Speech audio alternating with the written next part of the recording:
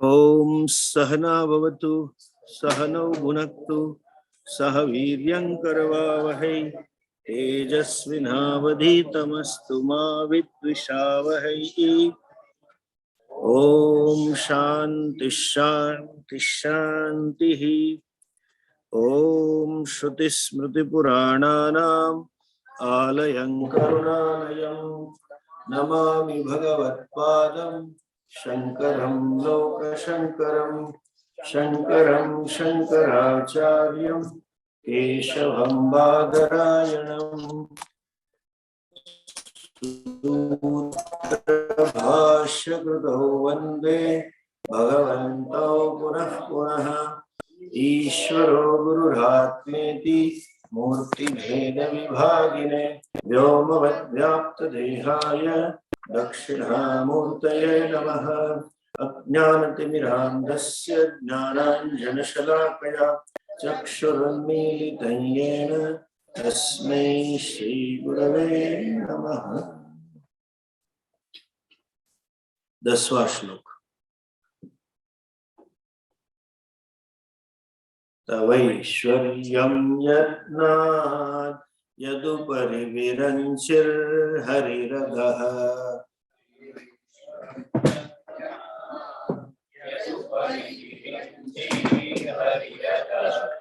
परिच्छेत्तुं याता वनलमनलस्कन्धवपुषः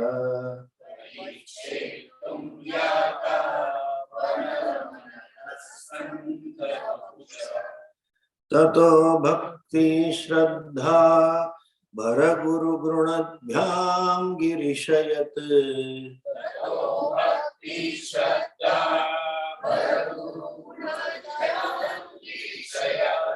स्वयं तस्थेताभ्यां तव किमनुवृत्तिर्न फलति।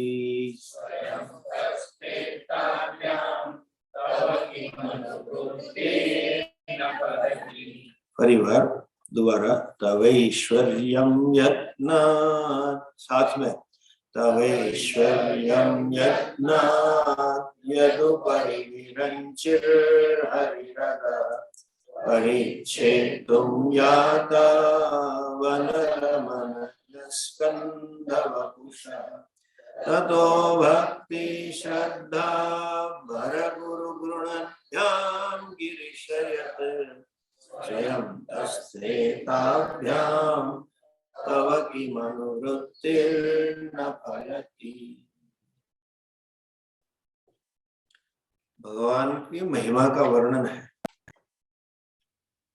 भगवान की महिमा का वर्णन करने के लिए भक्ति का महिमा क्या कह रहे हैं? तो स्वयं तस्थेताभ्याम किम तव अनुवृत्ति ही न फलति। अनुवृत्ति ही मीन्स सेवा। किम क्या आपकी सेवा फलरूप नहीं होती है, अर्थात आपकी सेवा का, आपकी स्तुति का, आपके महिमा गान का बहुत फल है। इसमें एक चीज समझिए जो मैंने लास्ट टाइम भी बताई थी। ये कथा है, जो कथा शिव पुराण में आती है, और वही दिन भगवान स्वयं प्रकट हुए थे। वो शिवरात्रि का दिन है। शिवरात्रि के दिन भगवान ऐसे प्रकट हुए थे। हमारी दृष्टि में, हमारे शास्त्रों की दृष्टि में, महापुरुषों के दर्शन की दृष्टि में, हमारी संस्कृति में भगवान का स्वरूप क्या है? ऐसा नहीं है कि हमारा भगवान कहीं ऊपर बैठा है। ये दूसरे संप्रदाय वाले, दूसरे धर्म वाले कहते हैं कि भगवान वही है, स्वर्ग में है। वैसे हमारे भगवान के लोक तो है कि भगवान नारायण क्षीर सागर में है, शिव जी कैलाश में है, राम जी साकेत लोक में इत्यादि है पुराण में मेंशन। लेकिन वही पुराण में जहां भगवान का स्थान दिखाया गया हुआ है, वहीं कहा गया है कि ये जो एक स्थान विशेष में, आकृति विशेष में जो बैठे हैं, वही सर्वव्यापी। उनकी स्तुति भी उस प्रकार से, सिर्फ वहां बैठ के पृथ्वी का या ब्रह्मांड का नियमन नहीं कर रहे हैं, वो सर्वत्र है। चाहे श्रीमद् भागवत में भी देखे, भगवान कृष्ण ने मतलब नारायण ने अवतार लिया कृष्ण के रूप में, तो वही गोकुल निवासी जो कृष्ण है वो सर्वत्र है, सर्वव्यापी है। एक, इसलिए हमारा भगवान सर्वव्यापी है। सर्वव्यापी तब हो सकता है जब सर्व रूप में, आकाश भी सर्वव्यापी है, space is everywhere, but then it is not non dual, अद्वैत स्वरूप नहीं, लेकिन सर्व रूप में वही है।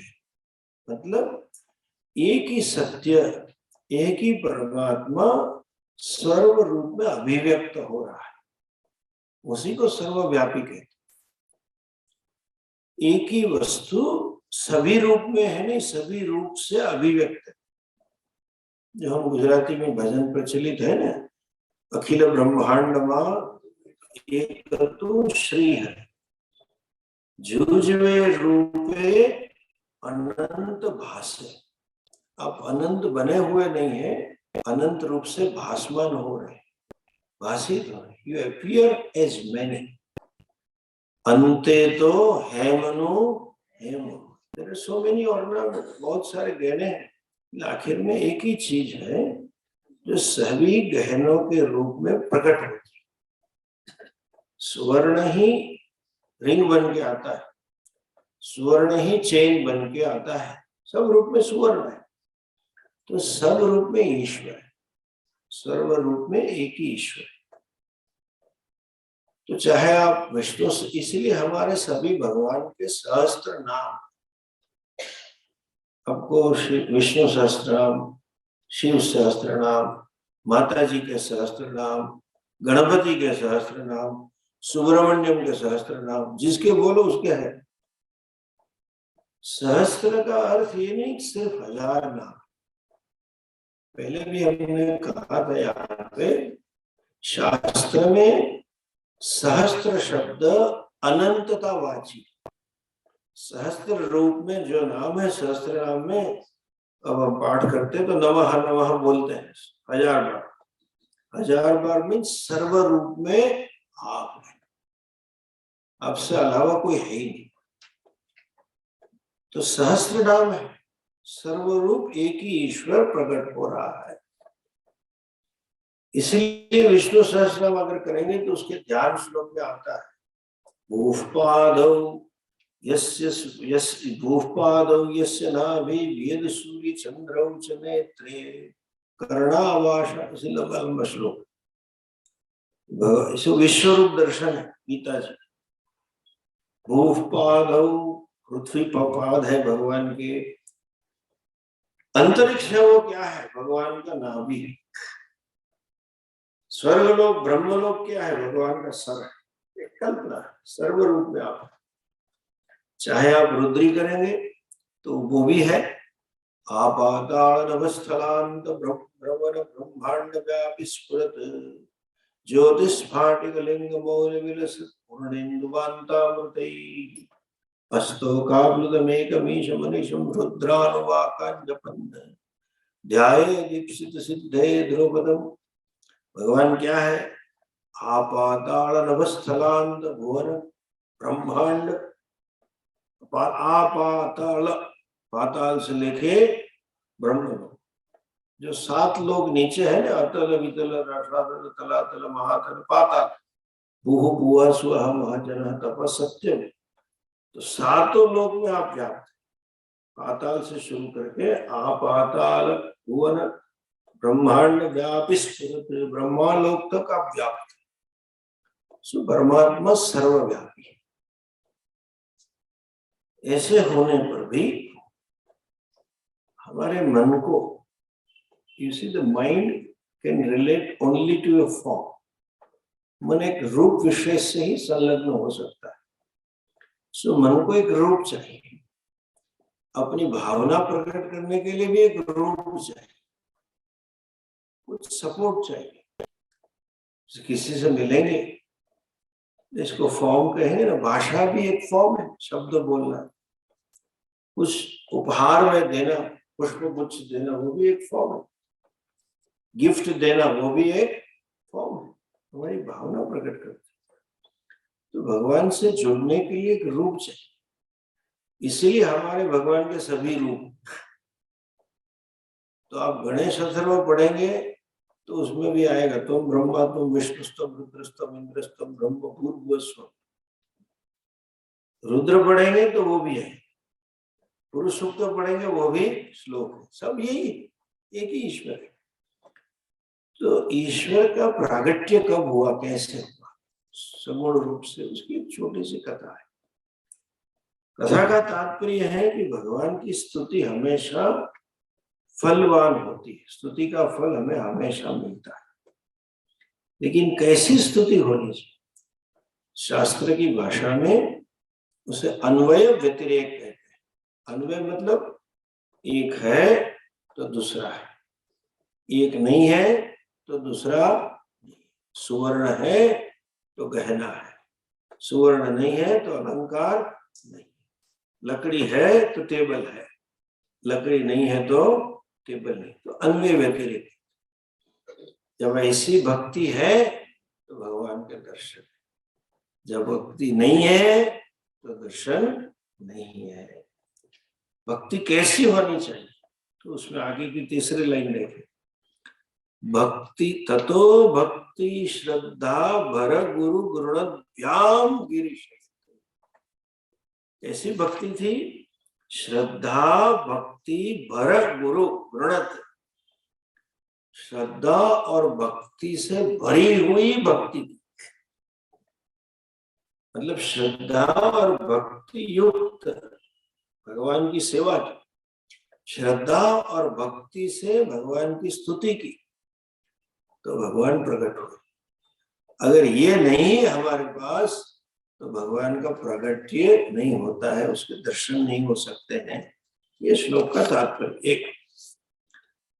अभी दूसरी चीज देखो, बाय द वे, हम अक्सर पाद पूजा करते हैं, गुरु जी की भी पादुका पूजा, चरण की पाद पूजा करेंगे, भगवान की भी पाद पूजा, चरण से पुष्प लेंगे और सर पे लगाएंगे। ऐसा क्यों है? भगवान इतना विराट है, भूपालव वेदनव सूर्य चंद्र नेत्र, सूर्य चंद्र नेत्र है, इतने बड़े भगवान। तो हमें क्या दिख रहा है? हमारी चक्षु सिर्फ पृथ्वी को देखती है, चरण को देख रही है, हमें तो यह दिख रहा है, इसलिए हम यहाँ पे ही आपकी पूजा कर रहे हैं। दूसरा, कहीं पेड़ को पानी पिलाना हो, पेड़ को पुष्ट करना हो, तो हम खाद या पानी कहाँ डालेंगे? मूल में। तो भगवान के चरण की पूजा कर लो, पूरे भगवान की पूजा हो जाएगी। एक ऐसी बात है, सर्वव्यापी तो है, लेकिन एक छोटा दृष्टांत देके समझाएंगे। कोई महान है, बड़े हैं, तो उसमें भी ऐसा होता है। अब भरद्वाज ऋषि कहीं जाते हैं, मथुरा कहीं जाते हैं, तो यमुना जी की पूजा करते, मथुरा में जाके यमुना महारानी की पूजा करें। कैसे करेंगे? एक घाट पे खड़े होकर करेंगे। यमुना जी तो यमुनोत्री से शुरू हुई है, प्रयागराज तक जाती है, जब गंगा में मिलते, तो अगर यमुना जी की पूजा करनी तो पूरी करनी पड़ेगी। और वो लोग यमुना जी को साड़ी देते। कई लोग इतने श्रद्धालु हमने देखे कि इस छोर से उस छोर तक साड़ियां बांध के ले जाते पूरी और छोड़ेंगे फिर पानी।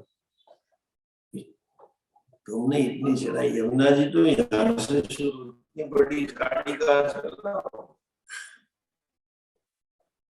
भावना है।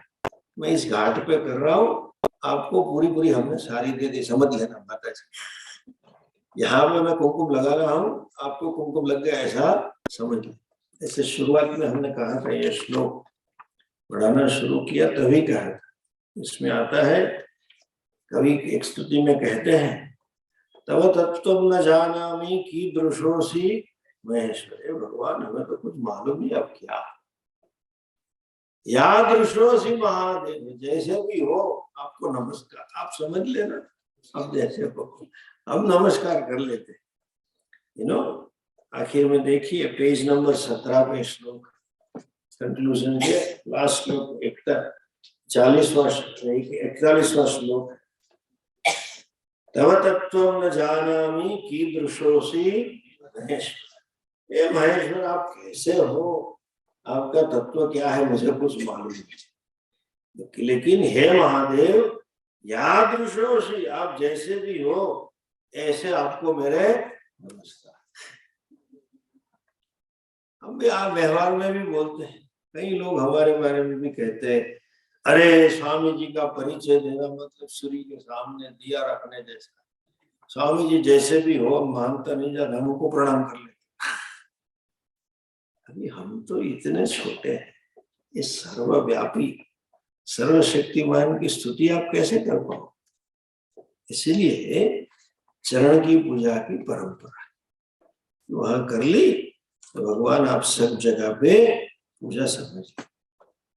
लास्ट टाइम हमने बताया था, एक कहानी है कि भगवान विष्णु एक बार योग निद्रा में थे, और उस समय से ब्रह्मा जी आ गए कहीं उनके पास। तो भगवान जब योग निद्रा में थे तो उनका स्वागत सत्कार नहीं हुआ, तो उसमें थोड़ी बहस हो गई, वह करना चाहिए नहीं था, नहीं कर पाए वगैरह वगैरह। जरा ज्यादा बढ़ गया, धीरे धीरे युद्ध पे चल गया। ब्रह्मा जी कह रहे मैं बड़ा हूं फिर भी मेरा अपमान कर दिया। विष्णु जी कहते मैं बड़ा हूं। देखिए भगवान इतने मूर्ख नहीं है, समझे, ये तो कहानी है हमारे लिए। ये छोटी, इतनी छोटी चीज उनको तकलीफ करती है तो फिर उसको उनको इलेक्शन में खड़ा रख देना चाहिए। भगवान किसे कहते। एक बाय द वे ये भी एक समझ लीजिए, आगे आएंगे तब दोबारा लंबा बताएंगे। हम जब रास्ते में जाते हैं ना तो हर मंदिर पे जरा मत्था टेक के जाते हैं। हाँ हनुमान जी, माता जी। और कहीं एक जगह पे हेलो कहना, वो हेलो कहने जैसी बात है, ऐसा करने से भगवान को प्रणाम नहीं होता है। कहीं एक जगह पे नमस्कार करना भूल गया, या ट्रैफिक था और ध्यान निकल गया, और ऑफिस में कोई तकलीफ आई, तो उस भगवान को बुरा लग गया। आज हनुमान जी को बुरा लग गया, क्योंकि उनको सैल्यूट नहीं किया। माता जी को बुरा लग गया, गुजराती वगैरह खोटू लाग सको, जेने खोटू लागे ना भगवान केवाय नहीं। जिसको बुरा लगे उसे भगवान क्या कह सकते, वो इतने परिपूर्ण है, और उनके सामने आप इतने तुच्छ हो कि आप नमस्कार करो या ना करो कुछ फर्क नहीं पड़ने वाला, और उनको बुरा लगता ही नहीं है। परिपूर्णों को क्या बुरा, क्या कम ज्यादा, कुछ नहीं। तो ये लीला है, तात्पर्य अलग है। किसी भगवान को प्रकट होने के लिए निमित्त चाहिए, लीला करते रहते। युद्ध शुरू हो गया, पहले बोलना हुआ फिर युद्ध हुआ, धीरे धीरे युद्ध उग्र हो गया। इतना उग्र हो गया कि एक ने पाशुपतास्त्र हाथ में लिया और दूसरे ने ब्रह्मास्त्र, दोनों छोड़, मतलब ब्रह्मांड का क्षय हो जाता।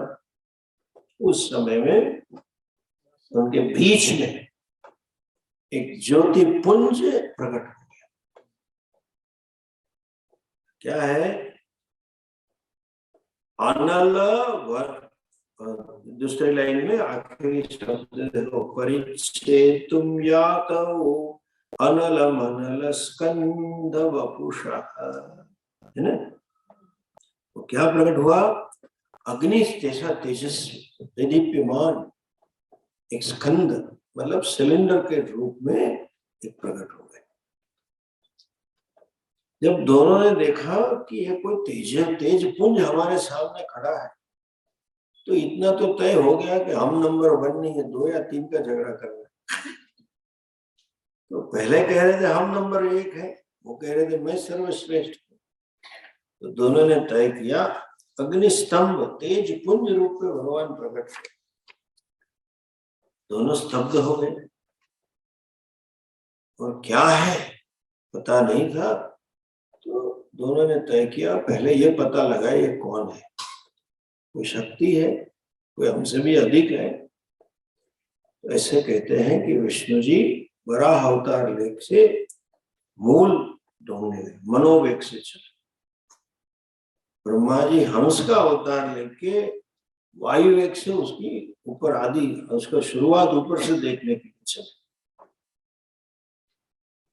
हजारों साल तक वो ढूंढते रहे, फिर थक के दोनों वापस आए और वहां आके उन्होंने उसकी स्तुति की, यादृशोसी तादृशाय नमो। तब जाके भगवान शिव जी प्रकट हुए। वो जैसे प्रकट हुए ना, उसी को ही शिवरात्रि कहते। हम लोग बचपन में कथा पढ़ते आए, एक शिकारी था मारने गया हिरण को। हिरण बोला मैं अभी अपने बच्चों को मिल के आता हूँ, ऊपर बैठ के पत्ते तोड़ता रहा। बेल के नीचे लिंग था भगवान, वो शिवरात्रि नहीं कथा ये। भगवान प्रकट हुए और दोनों को उपदेश दिया, ओमकार का प्रागट्य हुआ, ओमकार का उपदेश दिया। और जो ओमकार है वो सर्वव्यापी परमात्मा का नाम। मुंडक उपनिषद में, तैत्रीय उपनिषद में, कई उपनिषदों में इसकी काफी चर्चा है। जो ओमकार है वो अत्यंत मंगलकारी है, दोनों रूप से। ओमकार सगुण ब्रह्म का भी प्रतीक है, अमात्रा ओमकार निर्गुण का भी प्रतीक है। ओमकार 3 मात्राओं का बना हुआ है, 3 लेटर्स, अ उ म। ओम। आप संस्कृत का एक नियम समझ लीजिए, जो संधि होती है वो हमारे उच्चारण में सुविधा करने की वो साहसिक प्रक्रिया है, उसी को संधि कहते। हमें पढ़ाते नहीं, तो सब मेमोराइज करा दे, बोले कंठस्थ करो कंठस्थ करो। सरल है, हम ऐसा ही हो जाता है। देखिए अभी मैं आपको सिखाऊं एक सिंपल संधि। रमा शब्द है, रमा का अर्थ है लक्ष्मी। दूसरा शब्द है ईश। हम 2 शब्दों की संधि कैसे करेंगे सुनिए। मैं थोड़ा दोनों के उच्चारण में अवकाश है, धीरे धीरे मैं ऐसा करूं, कम कर रहा हूं। रमा ईश, रमा ईश, रमा ईश, रमा ईश, रमा ईश, रमेश हो गया। हमें वो कंठस्थ करें, अब ओ या आ होने के बाद में ई और ई आकर दोनों का ही होता है, होता ही है। रमा ईश रमेश। उप इंद्र, उप इंद्र, उपेंद्र, उपेंद्र, उपेंद्र हो गया अपने आप संधि उसे। तो उसका तात्पर्य ऐसे ओमकार में अ उ म क्या होता है, ओम। ये जो तीनों वर्ण है वो 3 अवस्था के, 3 शरीर के प्रतीक। उसकी लंबी चर्चा मांडुक्य उपनिषद। 3 मात्रा है, और जो अमात्रा है वो निर्गुण ब्रह्म का प्रतीक है। ओम शास्त्र में कहा है, ब्रह्मा जी के मुख से विष्णु की कथा देखें तो सबसे पहला शब्द जो निकला वो ओम था। ओंकारस्य अथ शब्दस्य द्वाविमौ ब्रह्मणः पुरा कंठम भित्वा विनिर्यातौ तस्मात् मांगलिकौ उभौ। मंगल के रूप में बोला जाता है। किसी अच्छा काम करना हो तो खाली ओम बोल दो, मंगल हो गया। ओम ओम बहुत अर्थ है। भगवान ओम रूप से प्रकट हुए। थोड़ा बाई द वे भी बता दे, ये जो हमारा ओमकारेश्वर है ना, जहाँ मध्य प्रदेश में ज्योतिर्लिंग है, वह भगवान का प्रागट्य ओंकार रूप, पर्वत भी ओंकार स्वरूप है। नर्मदा जी ऐसी घूम रही है तो वहां पे भी घूम सकते, और ऐसी मान्यता है। शिव जी का ये एक ही मंदिर हमने सुना है ज्योतिर्लिंग में, कि कहते हैं कि भगवान पूरा दिन काम करके विश्राम करने यहाँ आते, तो वहां भगवान की शयन आरती होती, ओंकारेश्वर में भगवान की शैया लगती, बाकायदा लगती, उसकी पूजा होती। तो ओंकार स्वरूप शिव जी उसी दिन ओंकार स्वरूप से प्रकट हुए। ओम शब्द का विस्तार ही गायत्री, और गायत्री का विस्तार ही वेद है। सो पूरे वेद का बीजात्मक एक ही शब्द है, तो क्या है? ओम। सर्वे वेदा यत् पदमामनन्ति तपांसि सर्वाणि च यत् वदित इच्छन्ति तत् ब्रह्म। व्हाट? ओम। कठोपनिषद में मंत्र है, उसी को शिवरात्रि कहते हैं। दोनों अनल स्कंद वपुषा, अग्नि को अनल कहते हैं। अलम मीन्स पूर्णता, अलम मीन्स बस, इनफ। जिसको कभी पूर्णता होती नहीं उसे अनल कहते। अग्नि को कितना भी डालो, अग्नि में घी डालो, लकड़ी डालो, कभी अग्नि ऐसा नहीं करो बस भी मेरा पेट भर गया। ज्यादा देने से ज्यादा वो प्रज्वलित होगा, उसकी भूख ज्यादा होगी। इसलिए हमारे मन की इच्छाओं को भी अनल कहते हैं। ये जो बाल है ना, इच्छा का प्रतीक है, इसलिए निकाल, ऐसे ऐसे करके निकालने से इच्छा चली नहीं जाती वो गलत मान्यता है। You have to grow. प्रजहाति यदा कामान सर्वान पार्थ मनो आत्मन्येव आत्मना तुष्ट तस्मात् प्रजहाति सर्वान। आत्मज्ञान होने पर ही जाता। ठीक, तो ज्योति स्वरूप अनल स्कंध वपुषा ऐश्वर्यम परिच्छेदम, जो आप अग्नि के तेज के पुंज के रूप में जो प्रकट हो गए दोनों के बीच में, परिच्छेदम उनको नापने के लिए। ऊपरी विरंची अधः हरि, ऊपर विरंची में ब्रह्मा जी गए और अधः नीचे हरि गए। क्यों? यत्नाद यातव, ये अन्वय है तो श्लोक। आप कौन है? जो भगवान के संबोधन है। महिम्न स्तोत्र की एक विशेषता है, हर श्लोक में नए नए शब्दों से भगवान को संबोधित करते। ये शब्द काफी प्रचलित है, गिरीशा। कई लोगों के गुजरात में नाम होते हैं गिरीश, गिरीश भाई, कांति भाई, रणछोड़ भाई। गिरीश बड़ा प्रचलित है। गिरीश में जो रकार है दीर्घ भी हो सकता है और ह्रस्व भी होता है।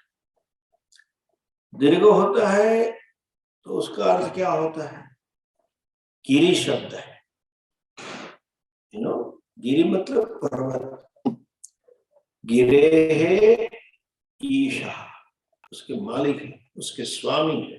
पर्वत मतलब शरीर को, पर्वत जड़ है ना, पर्वत शरीर भी जड़ है। शरीर का स्वामी जो आत्मा है उसे गिरीश है। दूसरे कौन है? गिरौ शेते इति गिरीशा, जो गिरी में शयन करता है, शरीर में शयन करता है, मतलब शरीर में स्थित है। जो भगवान कहते हैं ना, हम आत्मा गुणाकेश सर्वभूताशय स्थित, शरीर में मैं स्थित हूँ। दोनों का अर्थ एक है। पर्वत को शरीर का लक्षण दे तो शरीर में जो आत्मा है वो अर्थ है, और पर्वत पूरी पृथ्वी का जड़ जगत का भी प्रतीक है, उसके मालिक तो सर्व के नियामक है और सबके अंतर्यामी। दोनों अर्थ है गिरीश शब्द। हे गिरीश, आपको ढूंढने के लिए, पाने के लिए गए, लेकिन वो आपको पा सके। क्यों? आप अनंत। अनंत उसे कहते हैं जिसका आदि नहीं है और जिसका अंत नहीं।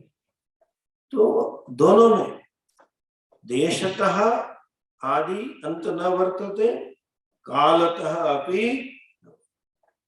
जिसको देश में मतलब अवकाश में यहाँ से शुरू हुआ वहां खत्म हुआ ऐसा नहीं है, काल में भी नहीं है। इसलिए शिव जी का जन्म है ही नहीं। ऐसा नहीं कि जन्माष्टमी की तरह शिवरात्रि भगवान का जन्म हुआ था, इसलिए कहीं पुराणों में वर्णन नहीं है भगवान का जन्म हुआ, उन्होंने बाल लीला की और बड़े हुए। तो पागल लोग कुछ शास्त्र पढ़े नहीं है, इसलिए बेबी शंकर का चित्र लगाते। छोटे आजकल चले बेबी शंकर है, सोया हुआ है, और जैसे टेडी बेयर लेके सोते हैं यहाँ तो लड़की होगी तो गुड़िया लेके सोएगी, इसलिए शिव जी त्रिशूल पकड़ के सोए। का जिसकी आदि होती है उसका अंत होता ही। जातस्य ही ध्रुवो मृत्यु। जन्म नहीं है, जन्म नहीं है, मरण नहीं, अनंतता, देशतः, कालतः। वस्तुतः एक भी चीज ऐसी नहीं है जो वो नहीं है। आकाश भी वही है, वायु भी वही है, सब है। अखिल ब्रह्मांड में एक तो भूमि, तू भूधरा, सब वो आप है, आपसे अलावा कुछ नहीं है। सो अनंत को नापने के लिए चले लेकिन नाप नहीं सके। फिर क्या हुआ, उन्होंने दोनों ने आके भगवान की सेवा की, स्तुति की। कैसी स्तुति होनी चाहिए? भक्ति श्रद्धा भर गुरु गुरुणभ्याम गृण। श्रद्धा और भक्ति से भरी हुई। अभी समझिए, श्रद्धा जो है वो बुद्धि का गुण है, और भक्ति जो है वो मन का गुण है। मन और बुद्धि दोनों से स्तुति। तो गीता जी में कहते हैं ना, मय्येव मन आधत्स्व मयि बुद्धिम निवेश। आधत्स्व, मेरे आधत्स्व में मेरे में रखो, और निवेश है मेरे में प्रवेश करो। एक ही हुआ, मन को मेरे में रखो और बुद्धि को मेरे में प्रविष्ट करो। से दो चीज क्यों कहते हैं समझिए। शुरू में भी हमने 3-4 बार यहां से कहा है, 1 साल से प्रवचन कर रहे हैं, तो एक सबसे पहला ये समझ लीजिए, भक्ति एक क्रिया नहीं है। भक्ति क्या है? हृदय का भाव। वो क्रिया के रूप में प्रकट हो सकती है, लेकिन क्रिया करने मात्र से भक्ति कर रहे हैं ऐसा हम कह सकते नहीं है। क्या भाव है? नारद जी कहते हैं, नारद भक्ति सूत्र में, क्या भक्ति है? परम प्रेम स्वरूपा अनन्य स्वरूपाश्च। पूर्ण प्रेम होना। परम प्रेम में परम शब्द का अर्थ है अनंत, देश काल वस्तुत्व की मर्यादा रहित का प्रेम। सब जगह पे, सब समय पे और सभी संयोग में प्रेम है भगवान से। अक्सर हम ये मानते हैं भक्ति का शरणागति, सही है, लेकिन जहां प्रेम होता है वहां शरणागति अपने आप आ जाती है। चाहे बड़े हो या छोटे हो, सभी माताएं जानती है, अपने भाई हो छोटा या अपना बच्चा हो या पति हो, जो उनके लिए प्रेम है तो पूरी शरणागति रहती, कुछ भी करने के लिए तैयार हो जाते, कुछ भी त्यागने के लिए तैयार हो जाते। समर्पण और त्याग, जहाँ प्रेम होता है वहां प्रेम की अभिव्यक्ति समर्पण और त्याग में ही होती। और प्रेम एक क्रिया नहीं है, एक भाव है। इसलिए हमने कहा भक्ति क्रिया नहीं है लेकिन भाव। इसलिए भगवान कहते हैं, यद करोषि यदस्नासि यद जुहोषि तदासि तत्कुरुष्व मद अर्पणम। समर्पण। दूसरा श्लोक देखो, पत्रम पुष्पम फलम तोयम् यो में भक्त प्रयच्छ, एडवर्ब लगाए, क्रिया विशेषण, प्रयच्छति मुझे दे, पत्र दे, पुष्प दे, फल दे या पानी दे, वो सब मैं लेता हूं। कब? तद भक्त्या अश्ना, दोनों लाइन में भक्ति शब्द है। तद पत्रम पुष्पम फलम तोयम यो में भक्त्या प्रयच्छति तद भक्त्युपरतम अश्नामि प्रयतात्मना। भक्ति से युक्त होके अगर पत्र दिया, पुष्प दिया, फल दिया, पानी दिया तो मैं स्वीकार।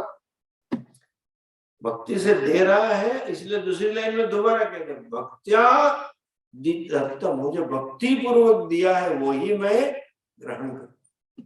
हमारे वहां गुजरात में तो कथा है रणछोड़ राय की, वो उसकी अपनी नाक की चुन्नी वो छोटी थी गहना, उससे पूरे ठाकुर जी का वजन कर लिया, उसने दे दिया सोना। भक्ति है। पत्रम पुष्पम फलम, तो भक्ति का अर्थ क्या है? भाव है। कर्म अपने आप में भक्ति नहीं बनती, कर्म में अगर ये भाव जुड़ता है तब भक्ति बनती। आप कहीं तीर्थ स्थान पे जाइए जहाँ बहुत सारे श्रद्धालु लोग आते हैं, बड़ा मंदिर है, हमने देखा है कभी कभी इतने कर्मचारी होते हैं, हम समझते हैं कितने पुण्यात्मा है, हम 500,000 माइल दूर से दर्शन करने के लिए आए और 2 मिनट खड़ा रहने बोले, हम अपने आप को धन्य मानते हैं, भगवान को हमने कुछ दिया और मान लो पुजारी ने ऊपर चढ़ा दिया तो हम खुश हो जाते हैं, हमारा भगवान ने समर्पण स्वीकार कर लिया।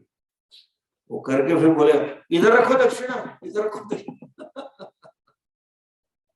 हमें हंसी आती, उनके सामने खड़ा है, उसका दिल कहाँ है? कर्म तो वही कर रहा है। मंदिर में कहीं झाड़ू लगाने वाले होते, वो हमको देखें साहब झाड़ू लगाते लगाते स्वामी जी मेरे से मांगते। और हमने कई पैसे वाले देखे कभी जिसके घर में 2-4 गाड़ियां हो, ड्राइवर हो, फिर भी नौकर चाकर रसोई बनाने वाले सब होने पर भी पुजारों में स्वयं झाड़ू पोछा लगा। क्यों? वो लगा रही है तो किसके लिए लगा रही है? मेरे भगवान के। वो किस लिए कर रहा है? प्रेम उसका पैसे में, इसका प्रेम कहाँ है? भगवान। इसलिए भक्ति एक भाव, इसलिए कह रहे हैं अगर आप उपासना करें, सेवा करें, स्तुति करें तो स्तुति में भाव जुड़ेगा तब सफल हो। वरना ऐसे तो आजकल प्रोफेशनल सिंगर कितने आते हैं। मुंबई में मैंने 8-10 साल पहले देखा, कोई किसी की मृत्यु हो जाती है, फिर भजन संध्या, और भजन वाले हमने देखा 2-3 घर में देखा, इतने प्रोफेशनल होते हैं कि जिसकी है उसकी आजीवनी पूछ लेते, मांगते प्रिंटिंग, बोलो भेजो ये भाई क्या थे, कैसे थे। और भजन गाते ऐसी बातें करेंगे, पूरा फैमिली रो रहा, उसको कुछ नहीं हो रहा। और हमने ऐसे सुना है कई बड़े बड़े भजन स्टेज के ऊपर भजन गाते गाते पानी पीते हैं, लेकिन वो स्टील के ग्लास में रखा हुआ पानी पीते हैं। पानी का कलर अलग होता है, तब जाकर ठीक से निकलता है भजन। ऐसा सुना है, हमने प्रमाणित नहीं है लेकिन सुना है, ऐसे लोग हैं। सो प्रोफेशनली पब्लिक को खुश करने के लिए भजन करना एक चीज, और बड़ा राग से धुन से गाना, और अपनी क्या कहें भाषा शुद्धि ना हो, भाव मतलब राग शुद्धि नहीं, लेकिन अकेले मंदिर में बैठकर अपनी मस्ती में भजन गाना, तब भक्त्या है। तो श्रद्धा भक्तिभ्याम भरी हुई, और कैसी भरी हुई? गुरु बड़ी भरी, सब पूरी भरी हुई। ऐसी जब उन्होंने स्तुति की, श्रद्धा हमने कहा बुद्धि का गुण। देखिए, श्रद्धा का अर्थ ये भी हो सकता है विश्वास। हमारे मन में एक विश्वास होना चाहिए अपने आप पे, और हम जो पाना चाहते हैं उस प्रयत्न, जो आजकल स्कूल के बच्चे गाते हैं ना, हम होंगे कामयाब एक, मन में हो विश्वास तो हमें भगवान मिलेंगे। वो कथा है ना, बड़ी प्रचलित कथा है कि दो भगत तप कर रहे थे बड़ा लंबा। नारद जी निकले तो पहले ने कहा कि नारद जी जरा हजारों साल से मैं तप कर रहा हूँ, जरा अभी कहाँ जा रहे हैं पूछे। बोले हम तो वैकुंठ जा रहे हैं। नारद जी के पास तो पूरे इंटरनेशनल डिप्लोमेटिक वीजा था, उसको कॉन्सुलेट में अप्लाई नहीं करना था। आजकल ये वेस्ट अमेरिकन और कैनेडियन कॉन्सुलेट की कहानियां सुने तो मैं हंसी आती। मेरे पास दो किस्से आए पहचाने। एक लड़की को कनाडा में पढ़ने के लिए एडमिशन मिल गया, तो उसने अप्लाई करा वीजा के लिए, स्टूडेंट वीजा। तो माँ बाप ने सोचा क्यों हम भी ना घूम के आए, पहचान वाले हैं, तो उन्होंने भी अप्लाई किया। तो माँ बाप को मिल गया, उसको नहीं मिला। दूसरे वहां की लड़की की सिटीजन, लड़का यहाँ था तो यहाँ शादी कर ली, पेपर फाइल करने थे। तो बोले बड़ी धामधूम से वहां शादी करेंगे 1-2 महीने बाद। तो सब गए, जाना था, तो लड़का अकेले थोड़ी जाएगा, सब कुटुंब जाएगा। तो बाकी लोगों को वीजा मिला, बेचारे लड़के को नहीं मिला। हमारे एक स्वामी जी बम्बई वाले 9 महीने से वीजा के लिए, विजिटर वीजा का अप्लाई किया, अभी तो कुछ नहीं आया। ऐसा होता तो नारद जी कैसे जा सकते, इसलिए हमने कहा डिप्लोमेटिक वीजा है, विजिटर वीजा नहीं है। और डिप्लोमेट में भी you cannot go to president straight, appointment लेनी पड़ती है। नारद जी तो सीधे उस लोग के प्रेसिडेंट के पास में उसके बेडरूम में चले जाते। वही तो लक्ष्मी जी का झगड़ा हुआ था। एनीवे, मूल बात पे है तो जो विश्वास होना चाहिए कि हमें ईश्वर भक्त दोनों कर रहे थे। बोले मैं भगवान के पास जा रहा हूँ, तो जरा भैया पूछ लेना मेरी साधना सफल कब हो। पहले ने कहा, बोला ठीक है पूछ के आऊंगा। तो दूसरा आया, आगे दूसरा मिला, वो भी इतनी सालों से, उससे ज्यादा सालों से कर रहा था। उसने भी वही प्रश्न पूछा, कहाँ जा रहे हो, बोले उधर जा रहा हूँ। पूछ लेना जरा भी कितना लगेगा, कब से कर रहा हूँ, इतना तब जब तब किया, अभी तक भगवान के दर्शन नहीं हुए, मोक्ष नहीं मिला। बोले ठीक है पूछ के आता हूँ। नारद जी वापस आए, पहले के पास गए, क्या है भगवान ने क्या बोला। अभी तुमने जितना तप किया उतना बाकी है, बस अभी आप आधे रास्ते पे हो। क्या? बोले आधा हुआ है, आधा बाकी। तो किया, इतना करने पर भी अभी आधा बोल रहे, क्या करें, छोड़ो। आगे गए, वो था पहले वाला, उसने पूछा कि हमारा क्या जवाब है, अभी कितना लगेगा समय मोक्ष के लिए। बोला अभी तो कुछ नहीं है, 10 गुना ज्यादा करना। वो नाचने लग गया।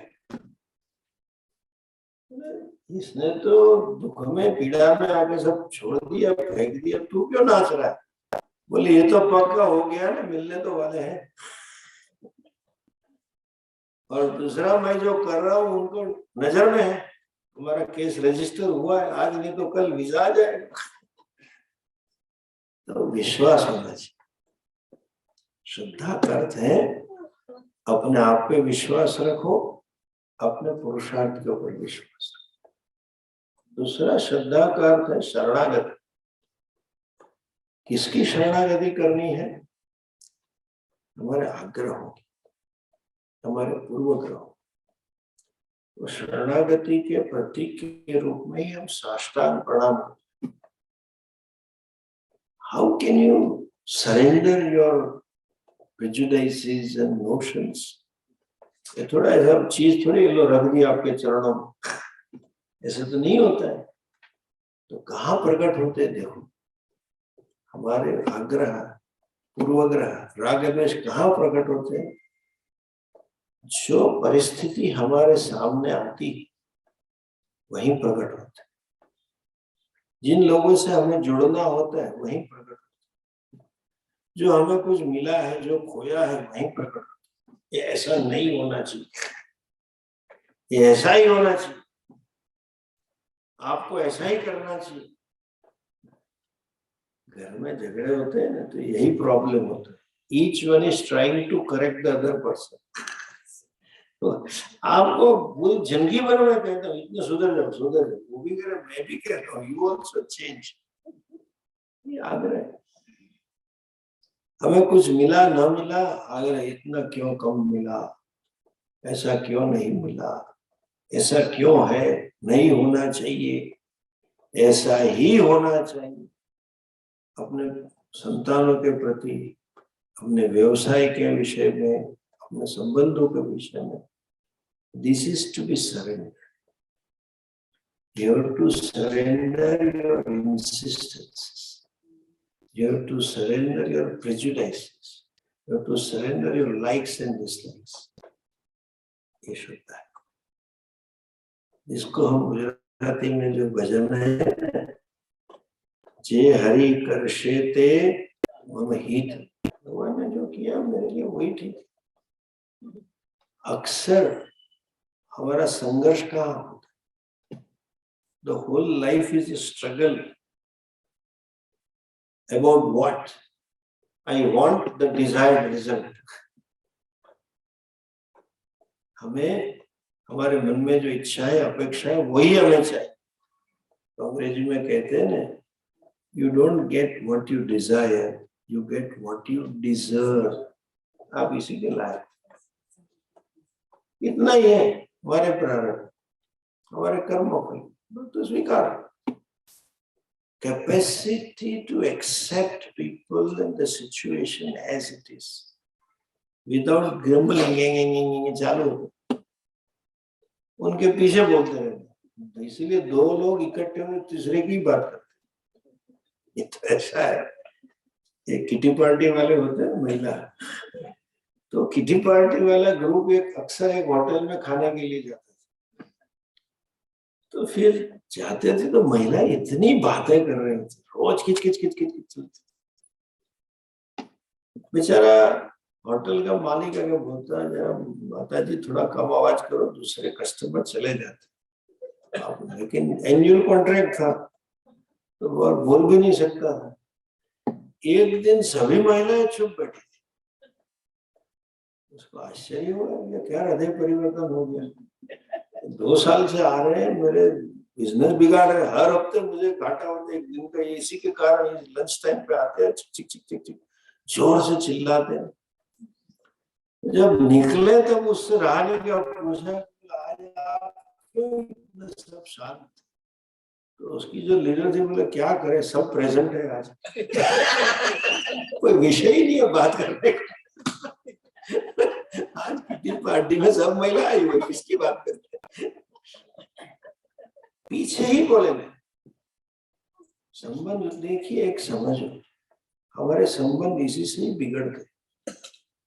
दूसरे आदमी को बड़ा दुख लगता है, मेरे पीछे ऐसा बोला उन्होंने। और आपको पसंद नहीं है तो मुंह पे बोलो ना, प्रेम से, प्रियम बदल, प्रेम से कहो, या पैसा मत कहो, मैं अच्छा नहीं लग रहा है, पीछे किच किच किच किच करेंगे। वैष्णव दैवी संपत्ति में भगवान सबसे दूसरा तीसरा गुण बताते हैं, अपैष्णव, किसी की निंदा नहीं करते। निंदा क्यों होती है? कि वो जैसे हम उसको स्वीकार नहीं करते, वो भगवान का प्रसाद है। जब श्रद्धा होती है तो ये शरणागति आती है। ये भगवान विष्णु जी और ब्रह्मा जी ने श्रद्धापूर्वक, समर्पण के भाव से और प्रेम के भाव से भगवान की स्तुति की, सेवा की। तो तब क्या हुआ? स्वयं तस्ते ताभ्याम गिरीश, हे गिरीश आप स्वयं खड़े हो गए, स्वयं प्रकट हो गए। कैसे प्रकट होते हैं? तेषामेवानुकंपार्थम अहम अज्ञानजं तमः नाशयाम्यात्म भावस्थः ज्ञान दीपेन भास्वरः। भगवान प्रकट होते हैं। भगवान की कृपा जब होती तो क्या होता है? भगवान की जब कृपा होती है तो ज्ञान प्राप्त होता है, कुछ पैसा प्राप्त होना, स्वास्थ्य ठीक होना, ट्रांसफर हो जाना, बेटे की शादी हो जाना, ये सब ठीक है। इसलिए कहा भगवान ज्योति रूप से प्रकट। हमारे जीवन में स्वरूप ज्ञान का बोध होना, भगवान को पाने की इच्छा होनी, शास्त्र पढ़ने की इच्छा होना, शास्त्र पढ़ने का अवसर मिलना, वही भगवान की कृपा। तो भगवान ने कृपा कर दी, दोनों के सामने ज्ञान रूप से प्रकट, ज्योति का लिंग के रूप, और दोनों को स्वयं तस्ते ताभ्याम, ये भक्ति का फल है। ऐसी भक्ति थी, श्रद्धा भक्ति भर गृणभ्याम गिरीश, श्रद्धा और भक्ति से परिपूर्ण रूप से भक्ति की, तो आप स्वयं प्रकट हो गए। सो जब प्रकट हो गए तो आपने क्या किया? ओंकार का मतलब उपनिषद का बोध दिया, आत्मज्ञान का प्रकट किया। इसके विषय में थोड़ी आगे चर्चा है, कल करें। ओम पूर्णमदः पूर्णमिदं पूर्णात् पूर्णमुदच्यते पूर्णस्य पूर्णमादाय पूर्णमेवावशिष्यते। ओम शांति शांति शांति। हरि ओम श्री गुरुभ्यो नमः। हरि ओम। कल 6:30 बजे।